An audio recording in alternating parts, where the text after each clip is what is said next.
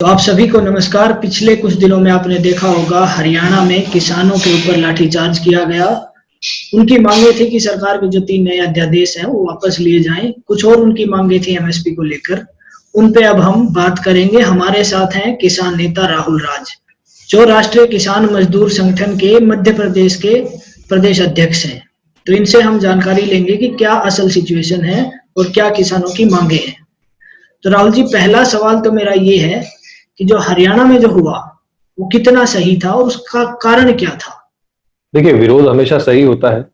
किसानों ने अपनी वाजिब मांगों को लेके जो आंदोलन प्रदर्शन किया था वो बिल्कुल वाजिब था, बिल्कुल सही था। गलत तो उसमें लाठीचार्ज हुआ जो सरकार ने किया। एक तरफ एक फिल्म अभिनेत्री का छज्जा टूट जाता है तो पूरा मीडिया कहता है लोकतंत्र की हत्या हो गई साहब, क्योंकि वो सत्य के लिए आवाज उठा रही थी। और दूसरी तरफ हरियाणा में किसान की कमर टूट जाती है तो वो लोकतंत्र की हत्या नहीं है। पुलिस को बिल्कुल पूरा अधिकार है किसान की कमर तोड़ने का। क्यों? क्योंकि वो सत्ता के विरोध में अपने अधिकार की आवाज उठा रहे हैं। और अभिनेत्री जो है वो सत्ता के सुर में सुर मिला रही है, तो उनको वाई सिक्योरिटी मिलेगी। ये दुर्भाग्य है। और आपने जहां तक पूछा कि क्यों आंदोलन किया, तो आंदोलन था केंद्र सरकार द्वारा जो 3 कृषि अध्यादेश लाए गए हैं, जिनको कल 14 तारीख को लोकसभा के पटल पे रखा गया, जिनको सरकार कानून बना के पारित करना चाह रही है, उसके विरोध में था। वो 3 कृषि अध्यादेश किसानों के लिए एक तरह से काले कानून है और उनके लागू होने के बाद कृषि क्षेत्र जो है वो पूरी तरह से बड़े बड़े उद्योगपतियों के हाथ में चला जाएगा और हमारी जो आने वाली फसल है, फसल रूपी नस्ल है, वो कॉर्पोरेट नुमा गजर घास उसको पूरा बर्बाद कर देगी। तो इन पे एक एक करके बात करेंगे राहुल जी। जो पहला ऑर्डिनेंस है farmers produce trade and commerce ordinance, इनमें जो सरकार का पक्ष ले रहे हैं उनका ये कहना है कि ये वन नेशन वन मार्केट का उद्देश्य से किया गया है और इससे किसानों को फायदा होगा। इस पे आप क्या कहते हैं? देखिए, जो कृषि अध्यादेश आपने कहा, कृषि उपज वाणिज्य एवं व्यापार संवर्धन सुविधा अध्यादेश 2020, ये जो फार्मर ट्रेड के लिए आपने बताया, इसमें मंडियों के निजीकरण की बात कही गई है। सरकार जो पक्ष कह रही है वन नेशन वन मार्केट का, हमने उनसे कहा है कि हमें वन नेशन वन मार्केट नहीं, हमें वन नेशन वन रेट चाहिए। इसमें कहीं भी एमएसपी का जिक्र नहीं है कि समर्थन मूल्य पे खरीदी की गारंटी होगी।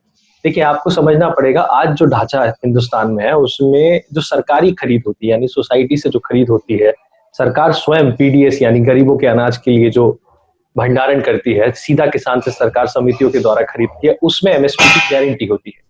और आज ही जो प्राइवेट मंडियां हैं उनमें किसान खुलेआम लुटता है, यानी व्यापारी सरकारी मंडी में ही समर्थन मूल्य से नीचे खरीदता है और सरकार उसका बाल भी बाका नहीं कर सकती।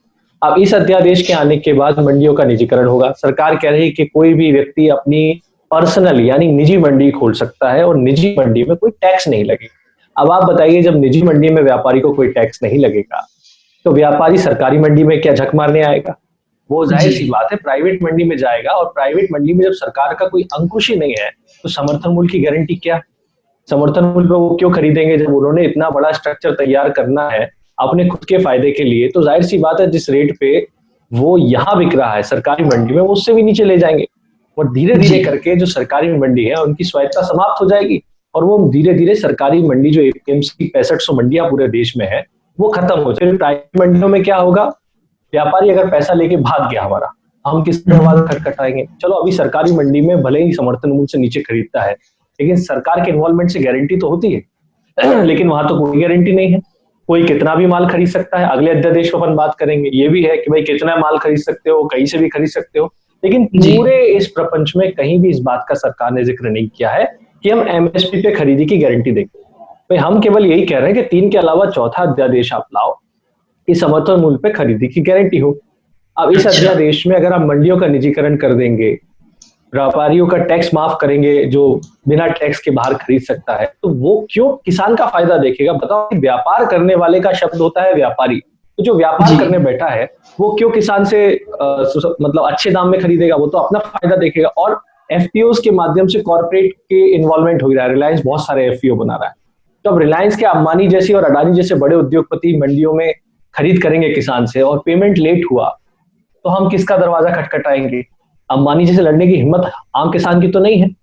जब सरकार उनके सामने नतमस्तक होती है, आम किसान उनसे क्या बहस कर लेगा? आप बताइए।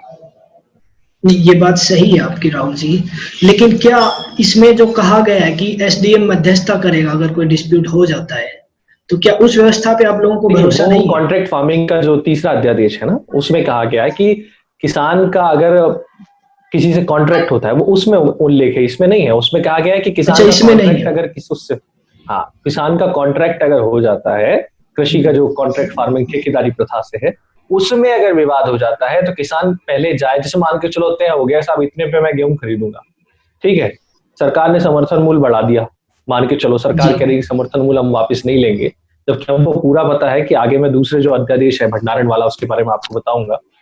सरकार चलो कह रही है हम समर्थन मूल्य खत्म नहीं करेंगे, कल कहा है कृषि मंत्री जी ने कि समर्थन मूल्य था, है और रहेगा।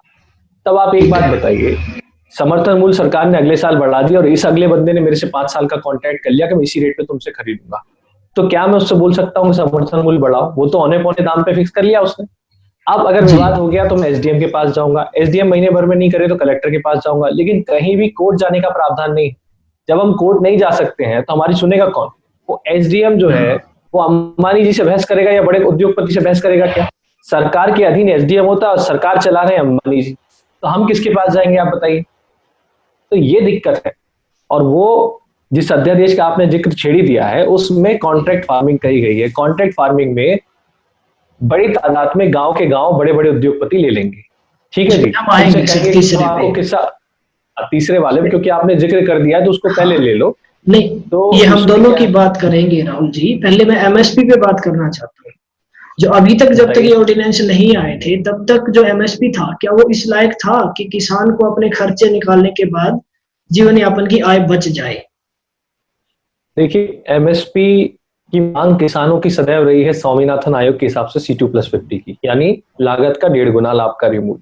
वो तो हमको दिया नहीं जाता है।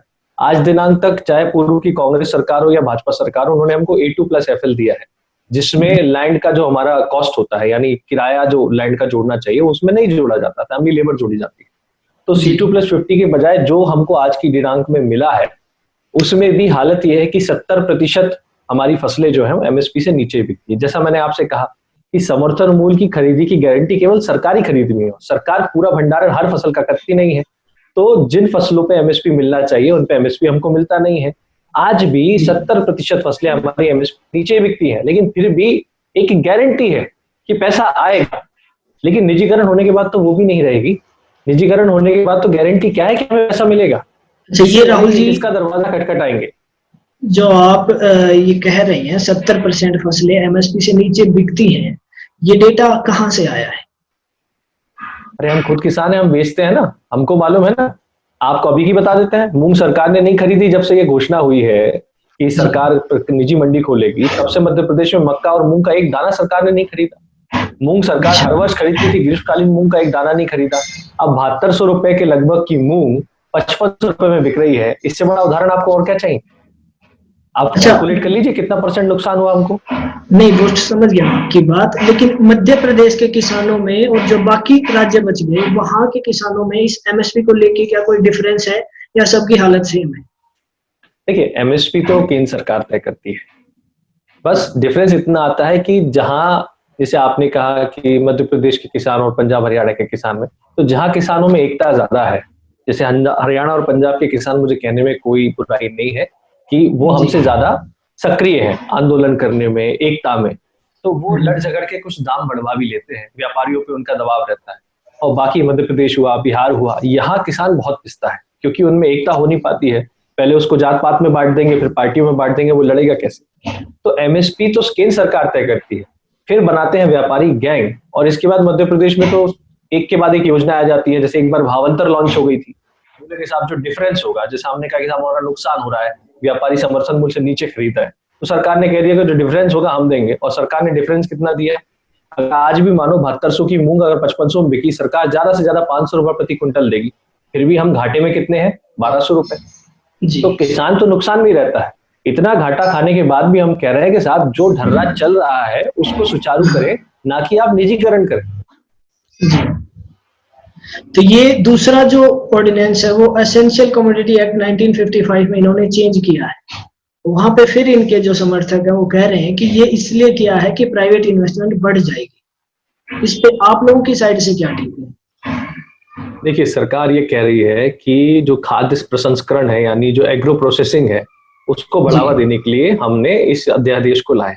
अब इसमें इन्होंने क्या किया है, 1955 का जो काला बाजारी रोकने के लिए एक्ट बना था कि भाई भंडारण की एक सीमा रहेगी जिससे हर कोई आदमी बहुत सारा भंडारण ना कर ले, नहीं तो वो बाद में जैसे अपन देखते हैं कि मार्केट में किसी चीज की मैन मेड शॉर्टेज, तो आर्टिफिशियल शॉर्टेज क्रिएट की जाती है और बोलते नहीं है माल, फिर बाद में धीरे धीरे निकालते और महंगा बेचते, जैसे किसान के यूरिया के साथ होता है, सरकारी सोसाइटी में मिलता नहीं है, प्राइवेट वेंडर 268 रुपए की बोरी हमको 400 रुपए में देता है, वही अनाज के साथ होगा। अब इनने क्या किया है कि अनाज, दलहन, तिलहन को आवश्यक वस्तु की सूची से हटा दिया है। जब आपने आवश्यक वस्तु की सूची से हटा दिया है, इस बात की क्या गारंटी है कि सरकार इनको अब खरीदेगी? तो सरकारी खरीद मैंने सोसाइटी का आपसे जिक्र किया, इस बात की क्या गारंटी है? जब सरकार आवश्यक वस्तु है उसको लेगी नहीं तो सरकार खरीदेगी क्यों? उदाहरण मैंने मध्य प्रदेश का आपको दिया, सरकार ने मूंग नहीं खरीदी, किसान ने सरकार का क्या बिगाड़ लिया? हम हाथ जोड़ते रहे कि आप मूंग खरीद लीजिए, उन्होंने कहा रजिस्ट्रेशन कराएंगे, रजिस्ट्रेशन की डेट बढ़ाते रहे, आखिरकार बरसात सर पे थी, किसान को औने पौने दाम में अपनी मूंग बेचनी पड़ी। अब यही हाल सारी फसलों का। एक दूसरा, जब बड़ा उद्योगपति निजी मंडी में बहुत सारी फसल खरीद लेगा और उसको एक जाई भंडारण कर लेगा, जब लिमिट खत्म हो गई तो पूरे मार्केट का जो फूड इंडस्ट्री है उसके कब्जे में हो जाएगा कि नहीं हो जाएगा? यानी अब गेहूं का रेट, यानी आटे का रेट मार्केट में क्या होगा, दाल का रेट क्या होगा, ये अंबानी और अडानी तय करेंगे, क्योंकि सारे गोडाउन उनके, छोटे छोटे व्यापारियों को आगे लाके किसानों से औने पौने दाम पे फसल खरीदेंगे, फिर बहुतायत में भंडारण करेंगे, जो अच्छी क्वालिटी होगी उसको एक्सपोर्ट कर देंगे, घटिया क्वालिटी जनता के लिए छोड़ देंगे, और मजबूरन जब सरकार को गरीब को अनाज देने की जरूरत पड़ेगी तो सरकार किससे खरीदेगी? यानी अडानी अंबानी से, फिर ये अपने मनमुने दाम मांगेंगे। तो भाई हम ऐसा स्ट्रक्चर क्यों बना रहे हैं कि उद्योगपतियों के हाथ में हमारा पूरा का पूरा अनाज चला जाए? आम आदमी की थाली कितनी महंगी हो जाएगी। आज जो भी निजी उत्पाद आते हैं, क्या वो सस्ते होते हैं? सरकार का कोई अंकुश होता है? वो व्यापारी तय करता है कि क्या रेट होना चाहिए।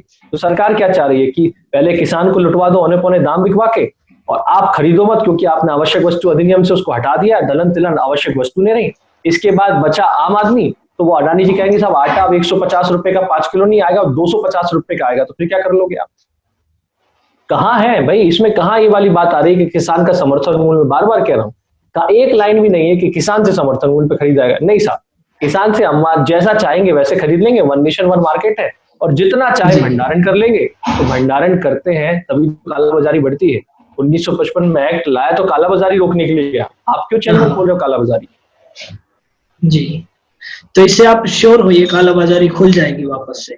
बिल्कुल खुल जाएगी, किसान भी लुटेगा और आम आदमी की थाली भी महंगी हो जाएगी। 100% बात है भाई। आप प्राइवेट आदमी देखिए, प्राइवेट आदमी व्यापार करने आया है, देश सेवा करने नहीं आया है। अगर देश सेवा करते होते तो इतनी बड़े टैक्स के घोटाले नहीं करते, बैंकों का पैसा चुका दिया करते समय से। ये बात समझना चाहिए सरकार जी। अच्छा, तीसरा ये था Rahul ji, farmers agreement on price assurance and farm service ordinance. इसमें जो तर्क दिया जा रहा है वो ये है कि जो रिस्क होगा वो कॉर्पोरेट सेक्टर का हो जाएगा, किसान का जोखिम खत्म हो जाएगा। लेकिन इस चीज में मुझे कुछ समझ नहीं आ रहा है, यहाँ पे अटकलें हैं, तो क्या आप ये चीज क्लियर कर सकते हैं? देखिए, मैंने कहा कि सरकार कह रही कॉर्पोरेट का रिस्क हो जाएगा, और एक तरफ सरकार कह रही है 5 साल के लिए एग्रीमेंट होगा, वो तो हर साल बढ़ाता जाएगा, किसान उसी के खेत में मजदूर बन जाएगा। मैं छोटा उदाहरण देता हूँ आपको। जो बड़े किसान होते हैं वो खेती खुद नहीं करते हैं, हमारे यहाँ कौली पे कहते हैं, 1/4 पे कहते हैं, 1/4 पंक्ति पे कहते हैं, यानी उसको हम पूरे जो फसल उपज होती है उसका 1/4 देते हैं, उसके बदले में वो हमारे यहाँ हालिया काम करता है, जिसको बटियादार किसान कहते हैं, या आप जो किसान दूसरों की खेती और मजदूर मान लो। अच्छा, ऐसे कितने किसान हैं राहुल जी, एक सेकंड टोकने के लिए सॉरी, ऐसे कितने किसान हैं जिनके पास खुद की जमीन है, और ऐसे कितने हैं जो इस पे काम कर रहे हैं, पट्टीदार आप जो बोल रहे हैं? देखिए, बहुतायत देश में वो किसान है, मतलब किसान मतलब उन्हें कहूंगा जो खेती कर रहे हैं जी, जो दूसरे की जमीन जोत रहे हैं, या फिर वो दूसरे से कौली पे लेके या पैसे पे लेके प्रति बीघा के हिसाब से खेती करते हैं। ये बहुतायत किसान है आज देश में। कारण क्या है कि अधिकतर जो शहरों का विस्तार हुआ है उसमें लोगों ने अपनी जमीनें बेच दी हैं।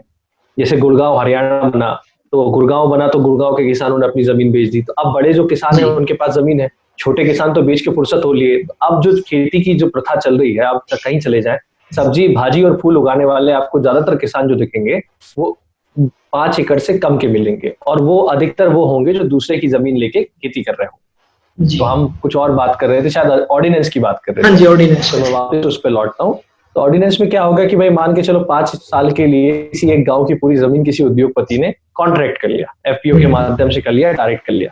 अब रेट इन्फ्लेशन उसमें होता रहेगा, उसको नहीं देगा, बासमती चावल का जो रेट है क्वालिटी पे निर्भर करता है। अब इस जीआई टैग के लिए मध्य प्रदेश सरकार मांग कर रही है कि जीआई टैग मिल जाए तो हमारे दाम अच्छे होंगे, हम एक्सपोर्ट कर पाएंगे।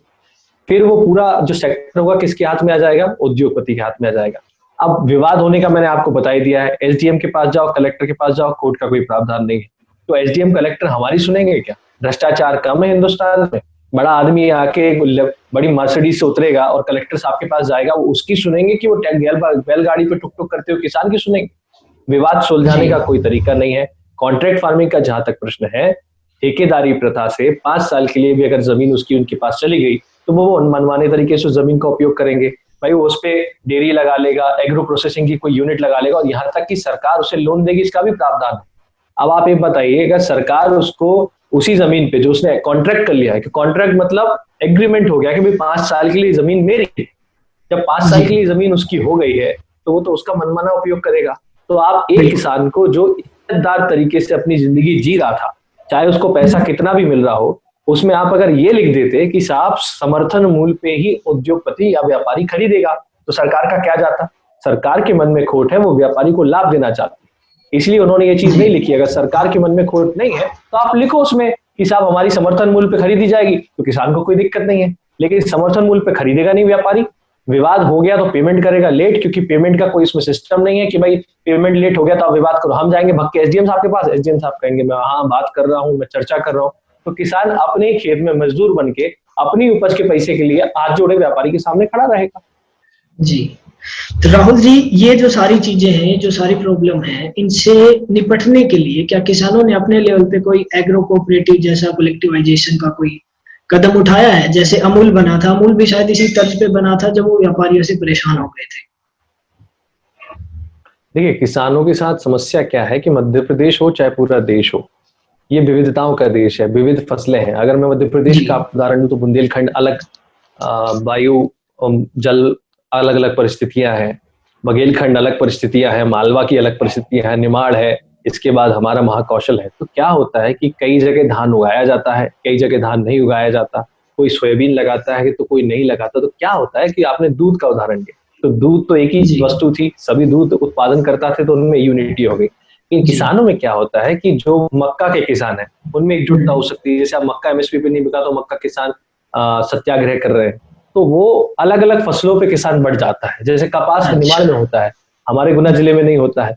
हम सोयाबीन बहुत आयात में लगाते हैं, आप चले जाइए बघेलखंड में तो वहां वो सोयाबीन नहीं लगाएंगे। तो अलग अलग तरीके की जो चीजें हैं फसलों में, उसमें भी डाइवर्सिटी हो जाती है। कहते हैं ना, यूनिटी एंड डाइवर्सिटी है इंडिया में, तो जो डाइवर्सिफाई कंडीशन है प्राकृतिक, उससे किसान जुड़ नहीं पाता। तो इस प्रकार का प्रयोजन किसान जो आप कह रहे हैं वो तब हो सकता है जब बहुत बड़ा इन्वॉल्वमेंट एक फसल का हो।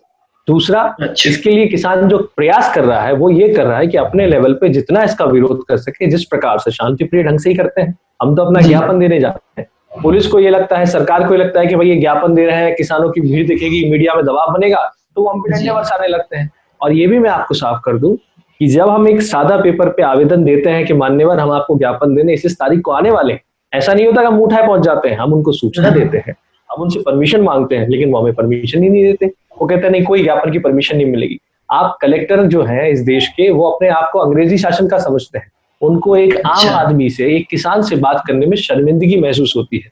कलेक्टर को अगर आप कहोगे ना ज्ञापन देने का कि साहब हमारी बात सुन लो, तो वो कहेगा एडीएम इस काम के लिए है, एसडीएम इस काम के लिए, मैं इस काम के लिए नहीं। तो आप यूपीएससी की परीक्षा फाइट करके देश में नौकरशाही जो है वो आप कसम ये लेते हो कि मैं जन सेवक हूँ, जनता की सेवा करूंगा, लोकतंत्र की परिभाषा जनता मालिक है। तो मालिक दरवाजे पे खड़ा रहता है और सो कॉल्ड नौकर जो हुआ लोकतंत्र के हिसाब से, वो कुर्सी पे पैर रख के अंदर बैठा रहता है, कहता मेरे पास टाइम नहीं है, मैं नहीं मिल सकता। और इसमें विडंबना ये है राहुल जी, इसमें प्रॉब्लम ये है कि जो मोस्टली जो ये हैं ऐसे पदों पे बैठे हैं, ये किसान परिवारों से बिलोंग करते हैं किसी ना किसी तरीके से, इनके पिताजी या दादा। बिल्कुल ठीक बात। फिर भी ये प्रॉब्लम क्यों आती है? ठीक बात है। देखिए वही वाली बात है ना, ट्रेनिंग का फर्क पड़ता है। जब इनकी ट्रेनिंग देहरादून में होती है तो इनको अफसर बना दिया जाता है, इनको समझाया जाता है कि इनके प्रोटोकॉल क्या है, किस हिसाब से इनको यूपीएससी के बाद जो आईएएस एसोसिएशन उसकी मर्यादा है। देखिए रिवर्स अकाउंटेबिलिटी नहीं है, एक शब्द होता है रिवर्स अकाउंटेबिलिटी, यानी अगर आपने कोई काम कर दिया तो प्रमोशन तो पक्का है, लेकिन गलती करने पे डिमोशन नहीं होता है। ज्यादा से ज्यादा क्या होगा, सस्पेंड हो जाएंगे, सस्पेंशन में भी आधी तनख्वाह हमको मिलती है, भत्ते कटते हैं, ट्रांसफर हो जाएगा, लेकिन उन पर कोई अकाउंटेबिलिटी नहीं ना। किसान दिन भर बाहर खड़ा रहे, तो कोई दिक्कत नहीं। वही किसान बाहर खड़े खड़े आवाज लगाते तो आप डंडे बरसवा देंगे कि किसान उग्र हो रहे हैं।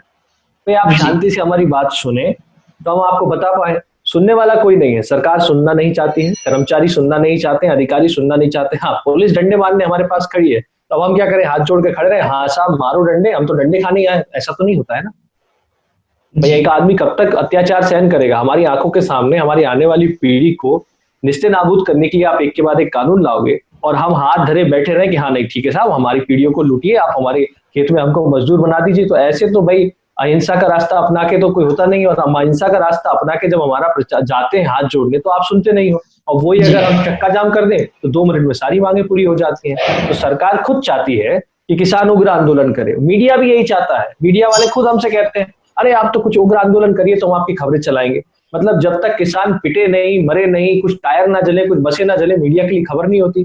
शांतिप्रिय ढंग से किसान अपना आंदोलन करने जाता तो मीडिया उसको खबर तक नहीं करता है। जी, ये प्रॉब्लम तो है। खैर हमारा मीडिया काम की खबरों को कवर नहीं कर रहा है आजकल। अच्छा, आगे जो मैं पूछना चाहता हूँ राहुल जी, वो ये कि जो क्रॉप इंश्योरेंस होता है, जो फसल का इंश्योरेंस होता है, अगर हमारी फसल खराब हो जाती है तो क्या वो जो पैसा आता है वो आखिरी आदमी तक पहुंच पाता है?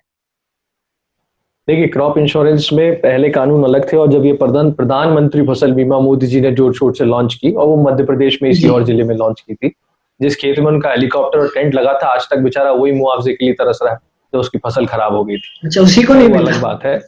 हाँ, दूसरी बात यह है कि जब ये लॉन्च हुई थी तो उन्होंने ये कहा था कि जिस समय आपकी फसल नष्ट होगी उसके बाद तत्काल प्रभाव से आपको 25% राशि दी जाती है। आज जी दिनांक तक एक भी किसान को फसल नष्ट होने के तत्काल बाद 25% राशि नहीं दी गई। एक बात। दूसरी बात, फसल बीमा कब आता है? 2-2 साल बाद आता है। सर्वे आज होता है, 2-2 साल बाद आता है। जी क्यों? प्रीमियम किसान से काटा जाता है, कुछ पूंजी राज्य सरकार जमा करती है, कुछ पूंजी केंद्र सरकार जमा करती है। फिर जो अपना जो श्रेय है, मतलब हिस्सा है, शेयर जो है राज्य सरकार का, वो जब तक केंद्र सरकार को देगी नहीं तब तक पैसा नहीं आएगा। तो मध्य प्रदेश में 2018 का बीमा अभी आया है, 2019 का बीमा आना शेष है, और अब 2020 में हमारी फसल नष्ट हो चुकी है, मुआवजे की कोई बात ही नहीं कर रहा है। तो फसल बीमा मिलेगा कैसे? 2-2 साल में किसान को फसल बीमा मिलता है, तब तक तो किसान ये भी भूल जाता है कि उसके खेत का सर्वे कैसे हुआ था। और जब फसल बीमा बढ़ता है तो वो ऐसा बढ़ता है कि बगल वाले खेत को बीमा मिल गया और मेरे खेत में बीमा नहीं आया। क्यों? अच्छा क्योंकि पटवारी जी जो है वो घर बैठ के सर्वे बना देते हैं, पहुंचा देते हैं सरकार को। अब उन्होंने क्या पंचनामा बनाया हमको पता नहीं, किसानों के फर्जी साइन कर लेते हैं और किसान को कोई बीमा जी नहीं बट पाता है। यानी आप बताइए, एक गाड़ी का इंश्योरेंस आदमी कराता है तो जीरो डेप इंश्योरेंस कराता है कि उसको चारों तरफ का कवर मिल जाए, उसके प्लास्टिक के पार्ट भी मिल जाए। और यह जी क्रॉप इंश्योरेंस का ये हाल है कि इंश्योरेंस कराने के बाद हम 2 साल इंतजार करते हैं, 2 साल बाद हमको लॉटरी की तरह जैसे टिकट निकलता पता चलता है कि मेरा बीमा आया कि मेरा बीमा नहीं आया। फिर हम सरकार की तरफ देखते हैं, सरकार कहते हैं यार अब देखेंगे करेंगे, तब तक नया बीमा आ जाता है। तो ये हाल मध्य प्रदेश में और सभी जगह है। फसल बीमा कुल मिला के एक फ्लॉप शो है, और वो काय के लिए फ्लॉप शो है कि उसमें सरकार की मंशा किसान को बीमा देने की नहीं है, सरकार की मंशा उद्योगपतियों को पैसा देने की है। 27,000 करोड़ रुपए इकट्ठा हुआ था जब फसल बीमा लॉन्च हुआ था प्रधानमंत्री जी का, उसमें से केवल 7,000 करोड़ का बीमा बांटा गया था देश के किसानों को, 20,000 करोड़ का प्रॉफिट कंपनी बीमा कंपनी को हुआ था। तब आप बताइए फायदे में कौन है? जबकि सबको पता है कि हर साल फसल नष्ट होनी है, फिर भी उद्योगपति जी इसमें इन्वेस्ट कर रहे हैं। क्यों? वो जानते हैं कि सर्वे बनाने वाला पटवारी, उसके ऊपर एसडीएम, उसके ऊपर कलेक्टर, उसके ऊपर मंत्री, फिर मुख्यमंत्री और फिर प्रधानमंत्री जी। तो इन सबसे सेटिंग किसी से भी हो जाए तो उनको बीमा की राशि कम देनी पड़ेगी, उतना ही फायदा जी एक चंदा पार्टियों में दे देते हैं। वो तो फिर किसान के काम तो नहीं आएगा ना। बिल्कुल नहीं आएगा।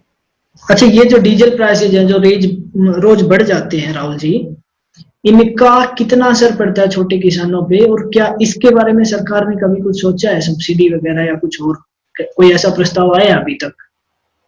देखिए, प्रस्ताव तो हमने सरकार को कई बार दिए हैं कि आप डीजल की एक रेट किसानों के लिए फिक्स कर दें कि किसान को इस रेट पे डीजल मिलेगा। क्योंकि देखिए, हकाई हो, बुवाई हो, बोनी, पस्तवनी, जितने भी काम हम ट्रैक्टर से करेंगे उसके लिए डीजल लगता है। एक बात। दूसरा, डीजल हमारे जहाँ ग्रामीण अंचल में लाइट नहीं होती है, हमको पानी फेरना होता है तो हम जनरेटर चलाते हैं, उसमें भी डीजल लगता है। तो डीजल से हमारे जो इनपुट कॉस्ट है, जो हमारी लागत है, वो बढ़ ही जाती है। अब आज तो डीजल पेट्रोल को पीछे छोड़ रहा है, तो आप कल्पना कर सकते हैं लागत क्या है, लेकिन समर्थन उस अनुपात में बड़ा नहीं है। और ऊपर से सरकार मंडियों का निजीकरण कर रही है, तो किसान लुटेगा नहीं तो क्या होगा आप बताइए। और आपने कहा किसान को सब्सिडी पे डीजल दे दे, सरकार तो बिजली की सब्सिडी खत्म करने को तैयार हो रही है। सरकार एक और कानून लेके आएगी जिसमें गांव का जो घर की बिजली है और खेत की बिजली बराबर हो जाएगी, यानी शहर, गांव, घर, खेत सबकी बिजली एक हो जाएगी। तो किसान पहले बिल पेमेंट करे और फिर सब्सिडी जैसे सिलेंडर की आती है तो टकटकी लगा के सरकार के पास देखे कि मेरी सब्सिडी कब आएगी। तो 5,000 बिल नहीं भर पाने वाला किसान, जब उसको आप 20,000 का बिल थमाओगे तो खेती छोड़ के भागेगा कि नहीं भागेगा? और भागेगा तो किसको देगा? कॉर्पोरेट फार्मिंग वाले उद्योगपति को। तो ये जो सारे जो कनेक्शन है ना, ये नेक्सस है, 1, 2, 3 बिल और साथ में बिजली का बिल, ये पूरा प्रपंच ऐसा है कि किसान खेती छोड़ के भाग जाए, उद्योगपतियों का कब्जा हो जाए, तो जो सरकार बार बार किसान का एक मुद्दा बनता है तो वो मुद्दा ही खत्म हो जाए किसान का। उद्योगपति से डील करना है बड़ा आसान है साहब, चंदा तू हमको दे, हम तेरा प्रॉफिट कराए, बात खत्म होगी। अच्छा, एक ये जो राहुल जी जो था डबल इनकम का, कुछ लोग कहते हैं जुमला है, कुछ लोग कहते हैं इस पे काम हो रहा है, इसके बारे में आपकी क्या राय? क्या कोई उम्मीद है किसानों की इनकम डबल होने की? अभी तक आपने मुझसे जितने सवाल पूछे उनके जवाब सुन के क्या आपको व्यक्तिगत तौर पे लगता है कि हमारी इनकम डबल हो रही है? नहीं, व्यक्तिगत तौर पे तो खैर मुझे कभी नहीं लगा। एक किसान होने के नाते मैं आपको बता दूं, आज तक जब से सरकार ने ये जुमला दिया है डबल इनकम का, एक भी कानून, एक भी प्रयास ऐसा इस देश में नहीं हुआ है कि किसान की आय दुगनी हो। हाँ, हमारी कमर तोड़ने के लिए, हम पे लोन बढ़ाने के लिए, हमें कर्ज में दबाने के लिए सरकार की पूरी योजना है। सरकार कह रही है खूब लोन लीजिए। बजट में प्रावधान लोन का होता है, कर्जा मुक्ति का नहीं होता है। बजट में प्रावधान समर्थन मूल्य बढ़ाने के लिए कोई बात नहीं होती है, स्वामीनाथन आयोग की रिपोर्ट लागू करने की कोई बात नहीं होती। हाँ, लेकिन यह है कर्जा खूब किसानों को दीजिए, और उद्योगपतियों पे जो कर्जा है वो एनपीए हो जाते हैं तो उनको कुछ नहीं होते। माल्या जी देश छोड़ जाएंगे, मेहुल चौक से चले जाएंगे, नीरव मोदी चला जाएगा। किसान 5,000 रुपए भी जमा नहीं कर पाएगा तो बैंक खड़ा है ट्रैक्टर जब्त करने के लिए हमारा। बिजली का बिल जमा नहीं कर पाएंगे तो मोटर पाइप समेत हमारी ले जाते हैं। लेकिन यहाँ आज इस देश में 40 लाख करोड़ के लगभग एनपीए बकाया है, मतलब कि बैंकों के ऊपर, इन कॉर्पोरेट सेक्टर का, इंडस्ट्रियलिस्ट का, उसके बारे में सरकार कुछ नहीं कर रही है। उनकी वजह से जीडीपी नीचे जा रही है, उनको सरकार कुछ नहीं कह रही है। और जिसकी वजह से जीडीपी प्लस है आज किसान की वजह से, उसमें आप डंडे पड़वा रहे हो। ये तो कानून है और ऐसे आप आय दोगुनी करोगे हमारी। तो कोई उम्मीद नहीं है, कहने का मतलब ये है राहुल जी? जी बिल्कुल उम्मीद नहीं है हमें तो कोई दोगुनी हमारी आय हो सकती है, हाँ कम हो सकती है, जिसका प्रयास सरकार कर रही है। ठीक है राहुल जी, लास्ट में एक बार फिर हरियाणा पे आते हैं। अभी जो ये रिसेंट इंसिडेंट हुआ ये बिल्कुल गलत था, सरासर गलत था, सबको नजर आता है। लेकिन आप किसान नेता हैं, आप जैसे और भी लोग होंगे आपके कांटेक्ट में। जो सवाल है मेरा वो ये है कि क्या अब आगे आप लोगों का कोई कलेक्टिव एक्शन प्लान है? क्या इस पे कुछ एक्शन लेंगे आप लोग? देखिए, देश भर के जो भी किसान नेता हैं, जिस प्रकार आप मुझसे जूम पे बात कर रहे हैं, इस प्रकार अलग अलग माध्यम से हमारी चर्चाएं जारी हैं और एक संयुक्त, जो कहें संयुक्त आंदोलन कहें या संयुक्त कार्यकलाप कहें, जो भी आप अपनी भाषा में कह सकते हैं, हम ही तो आंदोलन ही कहते हैं। तो संयुक्त आंदोलन प्लान हम लोग कर रहे हैं, क्योंकि देखिए दबाव सभी जगह से बनाना पड़ेगा, कश्मीर से कन्याकुमारी तक और गुजरात से लेके उड़ीसा तक। तो इस प्रकार जितने किसान नेता जहां जहां जिस जिस के क्षेत्र में किसान के प्रतिनिधि हैं, उन सबसे बात की जा रही। कल अखिल भारतीय किसान संघर्ष समन्वय समिति, जो 200 के लगभग किसान संगठनों का एक समन्वय है, उन्होंने कल दिल्ली में संसद के बाहर प्रोटेस्ट किया है। अब वो अलग बात है कि परमिशन ज्यादा लोगों की नहीं थी तो वो 100 लोग ही बेचारे पहुंचे थे, लेकिन उन्होंने प्रोटेस्ट तो किया है। तो इस प्रकार जो समन्वय है बड़े बड़े, वो प्रयास कर रहे हैं और छोटे छोटे किसान संगठन जो है वो आपस में चर्चाएं करके इस बात पे बहुत गंभीरता से चिंतन कर रहे हैं कि इन काले कानून को वापस कैसे किया जाए। और ऐसा नहीं कि हम कर नहीं सकते, हमने पूर्व में जब लैंड बिल मोदी जी नए नए बन के आए थे, तो जो लैंड बिल में संशोधन उन्होंने किया था उसके खिलाफ पूरे देश का किसान लामबंद हुआ था और सरकार को लैंड बिल वापस लेना पड़ा था। उसके बाद जब सरकार आरसीईपी, फ्री ट्रेड एग्रीमेंट करने जा रही थी, उस समय भी पूरे देश के किसान लामबंद हुए थे और सरकार का उस समझौता जो उस दिन होने वाला था, वो मोदी जी ने समझौता फिर विदेश जाके नहीं किया था। इसलिए 2 बार किसान इसी मोदी जी के कार्यकाल में अपनी ताकत दिखा चुका है। इसलिए हमको पूरा भरोसा है कि अगर इस देश के किसान फिर से तीसरी बार अपनी ताकत दिखाएंगे तो इन अध्यादेशों को भी वापस लिया जाएगा या फिर समर्थन मूल्य का कानून हमको बना के दिया जाएगा। बस ताकत हमको एकजुट होकर लड़ना है, जिसके लिए प्रयास जारी है। अच्छा, एक सवाल और है मेरा राहुल जी, पॉलिटिकल है। केंद्र में भाजपा की सरकार है, बंगाल में टीएमसी की सरकार है और महाराष्ट्र में मिलीजुली सरकार है। तो क्या इन तीनों जगह पे, जैसे कोई स्टेट बीजेपी का आप ही का उठा लीजिए, यहाँ पे स्टेट में भी बीजेपी की सरकार है, तो क्या इनमें कोई डिफरेंस है? किसान को अलग अलग ट्रीटमेंट दिया जाता है या सारी सेम है किसान के लिए? देखिए, मैं आप ज्यादा बाहर क्यों जाते हैं, हम हमारे यहाँ का उदाहरण देते हैं। 15 महीने तक यहाँ कांग्रेस की सरकार थी जी, अब सरकार गिरा के भाजपा ने अपनी सरकार बना ली। तो कांग्रेस काल में भी किसान लुट रहा था, पिट रहा था, उस टाइम पे भी मुख्यमंत्री सुनने को तैयार नहीं थे। उनने एक जुमला दे दिया कर्जा मुक्ति का, किसान कर्जा मुक्ति के चक्कर में पैसे जमा नहीं कर रहा था और डिफॉल्टर हो रहा था। तो देखिए, राजनेताओं को कोई फर्क नहीं पड़ता है, कांग्रेस आए चाहे भाजपा आए, लूटना उन दोनों को तय है। बस ये है कि किसान अपनी एकता से जो काम करा लेते हैं वो करा लेते हैं। उद्योग देखिए बहुत सिंपल है, 2-2 करोड़ रुपए का खर्चा करके ये लोग विधायक बनते हैं, सरकारें बनाते हैं। चुनाव आयोग को भले ही ये कुछ भी दिखाते होंगे, चुनाव आयोग तो खैर इन्हीं लोगों का रहता है, तो आंख पे पट्टी बांध के बस ले लेता है कि हाँ साहब 70 लाख ही खर्च हुए, या जो भी 20 लाख का कोटा होता है एमएलए का।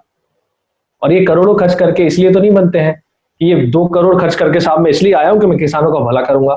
ऐसा ये नेता करते हैं, वसूली में लग जाते हैं, पैसा कमाते हैं, उद्योगपतियों के साथ सांठगांठ करते हैं, सब्सिडी में खेल करते हैं। और कृषि विभाग तो इतना लुटने वाला विभाग है, किसानों के ऊपर तो मीडिया फोकस करता ही नहीं है, तो कृषि विभाग पर मीडिया का फोकस नहीं है, तो बेतहाशा धड़ल्ले से उसमें व्यापार चलता है। अभी करोड़ों का घोटाला कृषि विभाग का निकला है, सड़े उपकरण किसानों को महंगे महंगे दामों पे दे दिए और सरकार कुछ नहीं कर पाई।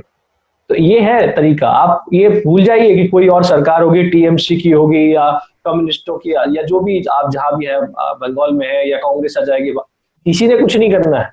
किसान एकजुट होगा तो कुछ हो पाएगा, क्योंकि जब उनको लगता है कि ये एकजुट नहीं है तो उनको लगता है हम इनको तोड़ सकते हैं। और जो ज्यादा टूटी एक सिंगल लकड़ी को तोड़ा जा सकता है, गठड़े को नहीं तोड़ा जा सकता, ये बचपन से हमको पढ़ाया जाता है। वही किसान एप्लीकेबल है। किसान राजनेताओं के लिए एक वोट बैंक है, तो बेहतर है हम एकजुट होकर रहें ताकि उन्हें उस वोट बैंक का डर रहे। हमारी एकजुटता नहीं होती है तो वो हमको तोड़ के अपने अपने काम करा लेते हैं, सत्ता पे काबिज हो जाते हैं। और आपकी जानकारी के लिए बता दो, 70% सांसद और मध्य प्रदेश के 70% विधायक, लोकसभा के सांसद पूरे देश के, ये सब जब एफिडेविट देते हैं ना चुनाव लड़ते टाइम, तो उसमें बड़े बड़े अक्षरों में लिखते हैं आय का सूत्र खेती, यानी अपने आप को किसान बताते हैं। और यही लोग संसद और विधानसभा में पहुंच के किसान के विरोध में कानून बनाते हैं। ये दुर्भाग्य हमारे देश का है। यहाँ एक सवाल और है राहुल जी मेरा, ये जैसे राजनेता हो गए हैं, लेकिन आप लोग हैं जैसे किसान नेता, तो इस चीज पे किसानों को कैसे भरोसा दिलाया जाए कि कल आप लोगों को अगर आगे भेजा जाएगा तो आप उस फॉर्म में किसान लिख के इनके जैसे नहीं बनेंगे? क्या फर्क है आप लोगों में और इनमें? देखिए, फर्क तो समय बताता है। वक्त व्यक्तिगत, मैं आपको एक प्रैक्टिकल बात कर रहा हूँ, ये व्यवहारिक बात है। समय के साथ चाल देखो, ढाल देखो, भरोसा हो तो उसको आगे भेजो, नहीं तो कतई मत भेजो, बिल्कुल नहीं भेजना चाहिए। एक कहते हैं ना, हंडिया का एक चावल टटोल के देख लो, पूरे हंडिया के चावल के बारे में मालूम चल जाता है। आप आदमी अगर आपके बीच से कोई भी हो, XYZ निकल के आया है, भरोसे का हो तो उसको बिल्कुल जिताओ। मैं तो हमेशा कहता हूँ कि दोनों तीनों पार्टी को छोड़ के व्यक्ति को, ऐसे निर्दलीय व्यक्ति को चुनना चाहिए जो कम से कम वहां पहुंच के आपकी बात तो करेगा। क्योंकि सिस्टम क्या हो गया है, देश का नौजवान पॉलिटिक्स को समझता नहीं है। उसको लगता है कि मोदी पीएम है या शिवराज सीएम है। भाई, सांसद मिलके पीएम बनाते हैं, विधायक मिलके सीएम बनाते हैं, तो आप चुनते क्या हो उसको देखो। लोग मोदी जी के नाम पे वोट डालते हैं, जबकि ये भूल जाते हैं कि क्षेत्र का सांसद आपसे मिलने नहीं आ रहा है, तो आप किसको चुन रहे हो? आपके काम तो वो सांसद ही कराएगा ना, काम तो आपके विधायक ही कराएगा। तो जनता जो है और किसान जो है, मैं तो हमेशा बोलता हूँ, बहुत खुल के बोलता हूँ, उसको चुनो जिसको आप पकड़ सको, जिसका कुर्ता पकड़ सको, जिसको पकड़ के ला सको। और मैं तो कतई भी इन पार्टियों के पक्ष में नहीं रहता हूं। मैं तो हमेशा कहता हूं कि ऐसे निर्दलीय को या कोई भी ऐसा नौजवान जो उभर के आ रहा हो आपके क्षेत्र में, उसको मौका दीजिए ताकि वो आपकी बात पहुंचाने के लिए पहुंचे तो सही। जब उस पटल पे आपकी आवाज उठेगी तब तो आपका भला होगा। भाई, ये तो सब चोर चोर मौसेरे भाई हैं, जैसे मध्य प्रदेश में तय है या तो कांग्रेस या भाजपा। जब ये पता है या तो तुम रहोगे या हम रहेंगे, तो दोस्ती क्यों नहीं होगी?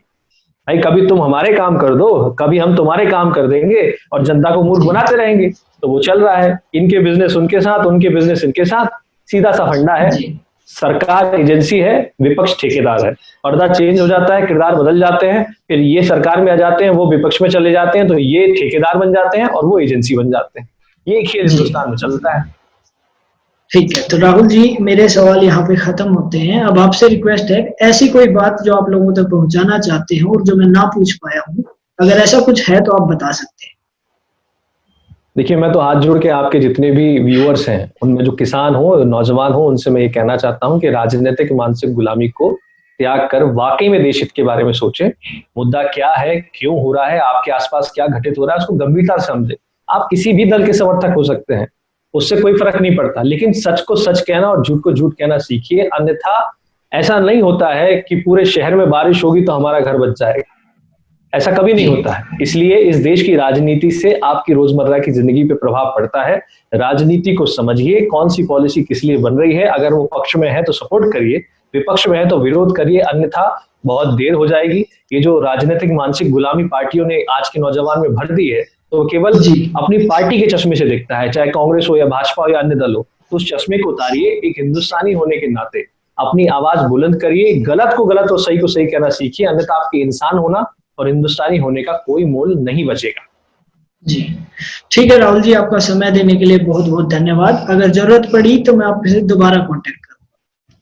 बहुत बहुत धन्यवाद जी।